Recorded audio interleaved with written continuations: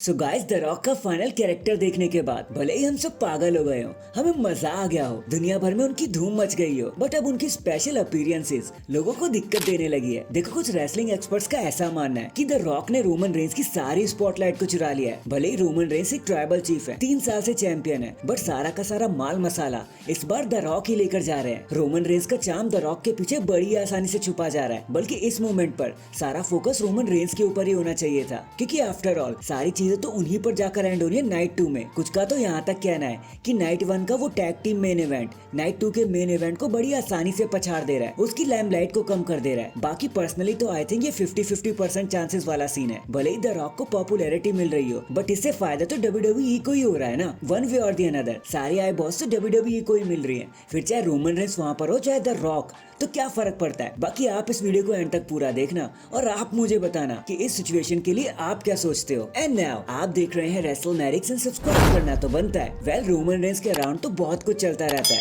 न जाने क्या क्या बवाल मचाते रहते हैं हमारे ट्राइबल चीफ, लेकिन इस बारी तो हद हो गई, क्योंकि अभी एक न्यूज के मुताबिक एक रैंडम रैपर जिनका नाम है KMZ बेजाल करके, उन्होंने रोमन रेंस के लिए 2 डिस ट्रैक स्पॉटिफाई पर ड्रॉप कर दिए हैं, जो हाल ही में काफी पॉपुलैरिटी बटोर रहा है। देखो हमने तो अभी तक उसे सुना नहीं है, लेकिन अगर आपने सुन लिया है या आप उसे सुनने की सोच रहे हो, तो भाई हमें जरूर बताना कि ये डिस ट्रैक कितना डिसिंग रहा हमारे ट्राइबल चीफ रोमन रेंस के लिए। तो हैशटैग सुनना जरूर। नेक्स्ट रिलीज होने के बाद भले ही सारे लोगों को बुरा लगता हो कि WWE ने उनको बाहर निकाल दिया, लेकिन मुस्तफा अली के साथ ऐसा नहीं है भैया, उनको तो फर्क ही नहीं पड़ रहा, क्योंकि हाल ही में एक इंटरव्यू देते हुए मुस्तफा अली ने अपने रिलीज होने की बात को एड्रेस करते हुए कहा कि यार देखो, मैं ना एक बिजनेस ओरिएंटेड पर्सन हूँ, मुझे पास से ज्यादा कुछ फर्क नहीं पड़ता। हाँ WWE एक बड़ी कंपनी है, बट आगे भी मेरा बहुत बड़ा फ्यूचर रखा हुआ है, एक खुली दुनिया है मेरे लिए। मैं एक्साइटेड हूँ कि मैं अब आगे क्या कर सकता हूँ और क्या करने वाला हूँ। मुझे WWE से कोई ग्रजेस नहीं है, बट स्टिल जो हो गया सो हो गया, मैं तो फ्यूचर के बारे में ही सोचता हूँ। वैसे एक सांस में मुस्तफा अली ने इतना ज्यादा कुछ कह दिया है,